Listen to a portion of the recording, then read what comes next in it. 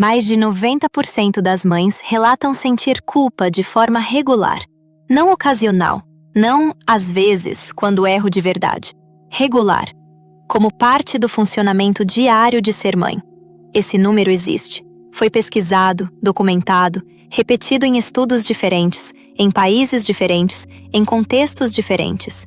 E ainda assim, mesmo sabendo que a culpa materna é quase universal, a maioria das mães que sente isso acredita, lá no fundo, que é a única que sente desse jeito, com essa frequência, por esses motivos, com essa intensidade. Então hoje, a gente vai fazer uma coisa que a maioria dos conteúdos sobre esse tema não faz. Não vai só te dizer que você não está sozinha.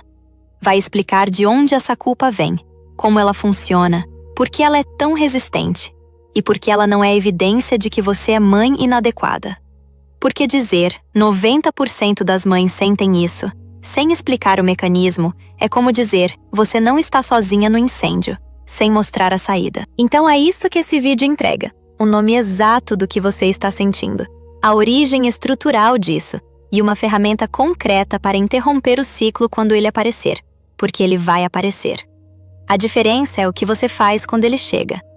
Antes de entender de onde vem a culpa, é preciso entender o que ela é, porque existe mais de um tipo, e eles funcionam de forma completamente diferente.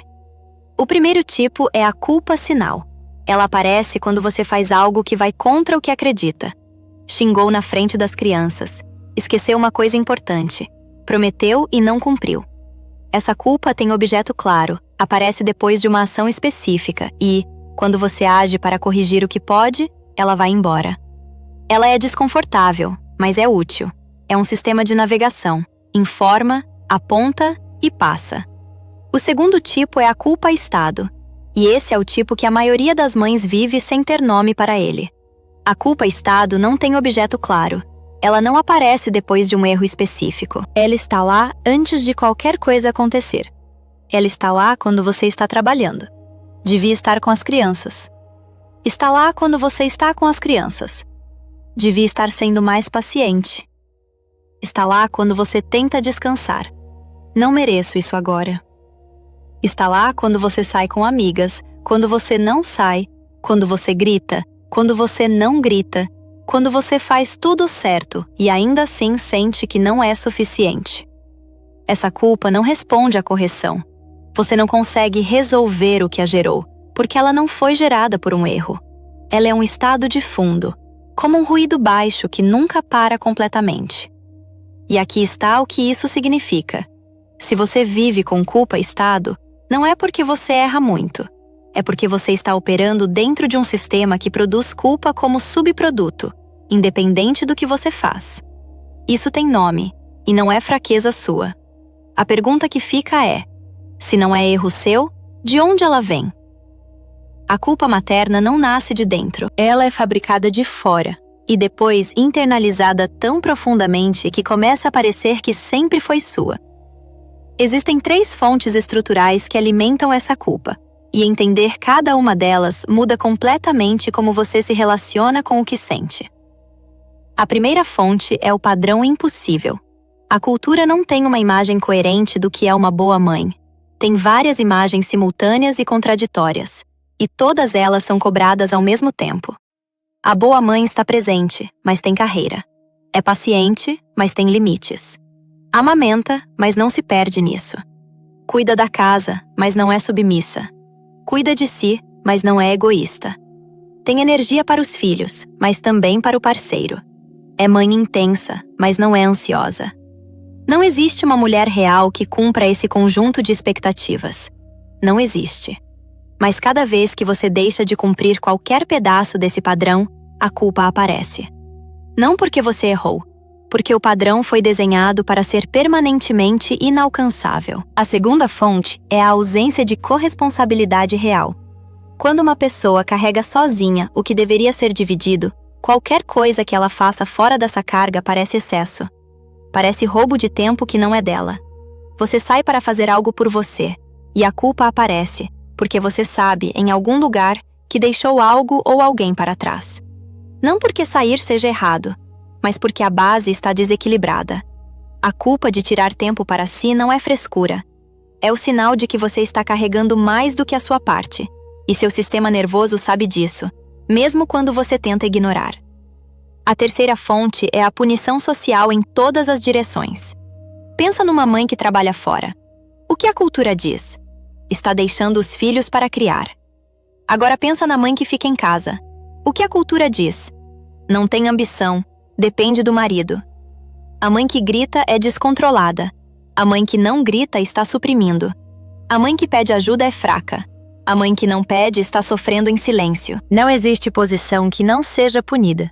E quando qualquer posição que você ocupa gera julgamento, a culpa deixa de ser resposta a um erro e vira resposta a existir. Isso não é acidente. É o funcionamento de um sistema que nunca foi desenhado para acomodar uma mulher completa dentro do papel de mãe. Um sistema que lucra, social, econômico e culturalmente, com mães que se questionam constantemente em vez de questionar o sistema. Quando você entende isso, a culpa não some imediatamente, mas algo muda. Você para de procurar o erro que justifica o que sente e começa a ver a armadilha pelo que ela é. Agora chegou a parte que quase ninguém conta. A culpa materna e a raiva materna não são sentimentos separados. São o mesmo sentimento, com destinos diferentes. Começa com a raiva. Uma raiva justa. Raiva de fazer tudo enquanto ele descansa. Raiva de ser a única que lembra, que planeja, que antecipa. Raiva de ter sacrificado partes de você sem que ninguém pedisse licença para isso. Raiva de uma situação que é objetivamente injusta. Essa raiva tem razão de existir. Ela é uma resposta proporcional a uma situação desproporcional. Mas a mãe com raiva assusta. A cultura não tolera mãe furiosa. Mãe furiosa é mãe ruim, mãe ingrata, mãe que não sabe valorizar o que tem. Então, o que acontece com essa raiva? Ela não pode ser expressa. Não completamente. Não do jeito que merecia.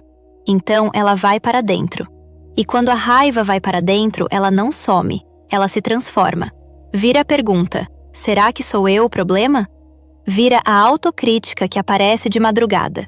Vira a sensação de que você deveria conseguir lidar melhor com isso tudo. Vira culpa.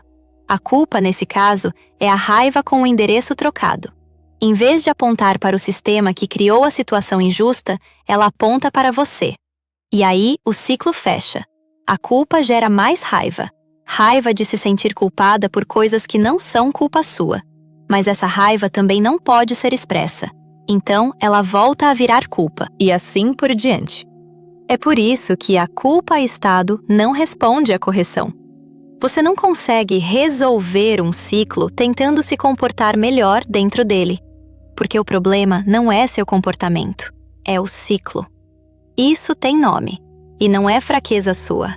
É peso demais para uma pessoa só, que ainda foi ensinada a carregar em silêncio. Agora a pergunta de antes tem resposta. A culpa não some mesmo quando você faz tudo certo, porque ela não foi gerada por um erro. Foi gerada por um sistema que a produz independentemente do que você faz, e por uma raiva que não teve para onde ir. Fazer mais não interrompe esse ciclo. Entender o ciclo é o que o interrompe.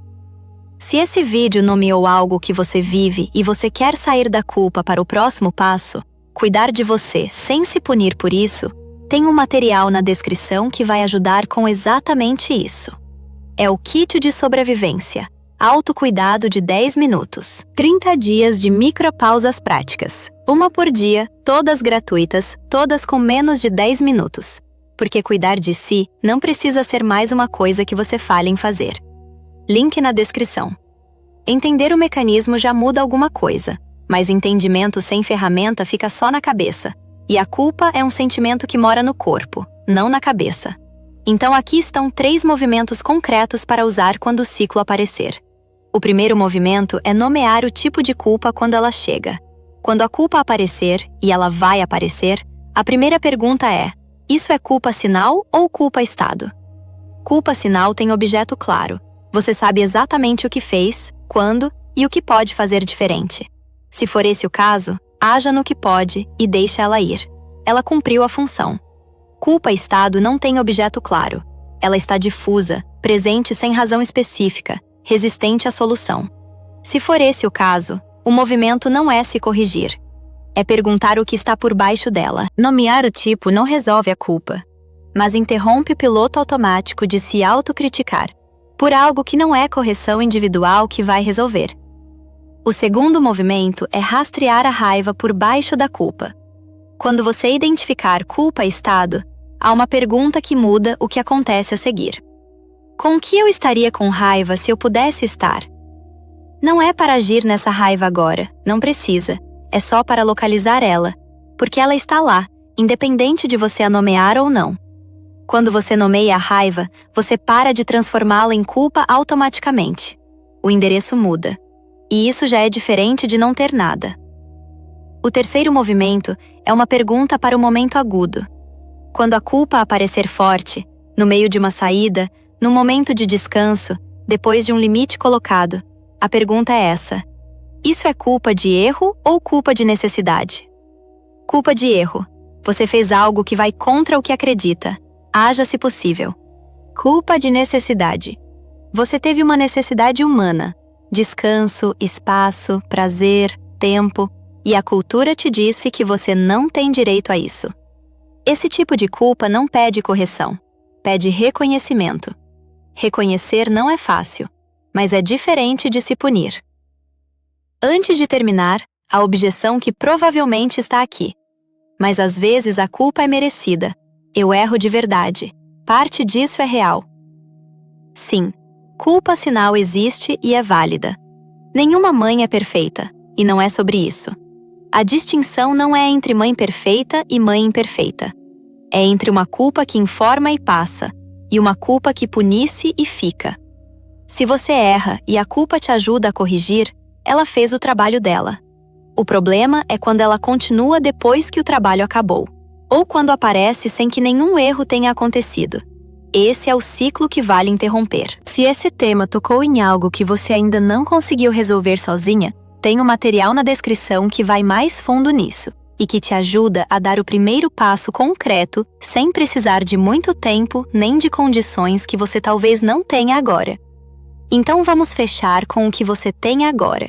Você chegou aqui com uma culpa que parecia particular, que parecia sinal de que tem algo errado em você, que resistia a qualquer tentativa de resolução, porque mesmo quando você fazia tudo certo, ela voltava. Agora você tem o nome do que estava sentindo. Culpa-estado, não culpa-sinal. Você tem a origem estrutural, um padrão impossível, uma corresponsabilidade que não existe de verdade, e uma punição social que funciona em qualquer direção que você vá. E você tem o mecanismo completo. A raiva que não pôde ser expressa virou culpa, e essa culpa gerou mais raiva, que virou mais culpa, sem saída aparente. Isso não é fraqueza. É o funcionamento previsível de um ciclo que não foi desenhado para te favorecer. Tem uma imagem que quero deixar aqui. A culpa que você sente não é uma voz interna que te conhece e está te avisando que você é inadequada. É mais como o barulho de um sistema com defeito, que apita o tempo todo, independente do que você faz, porque o defeito não está em você. Está no sistema. Você pode continuar tentando fazer tudo certo para que o barulho pare. Ou pode começar a perguntar por que o sistema está apitando e o que a raiva por baixo desse barulho está tentando te dizer. A segunda opção é mais difícil. Exige que você enfrente uma raiva que a cultura não quer que você tenha. Exige que você pare de transformar essa raiva em autocrítica e comece a deixar ela apontar para onde realmente pertence. Mas quando isso acontece, quando a raiva encontra o endereço certo, a culpa perde uma das suas principais fontes de combustível. Não some de uma vez. Não é simples assim. Mas fica menor, e você fica maior do que ela. A mãe que você é não precisa de menos culpa para ser boa mãe. Precisa de menos um sistema que produz culpa onde deveria haver suporte. E isso é o que a gente continua construindo aqui.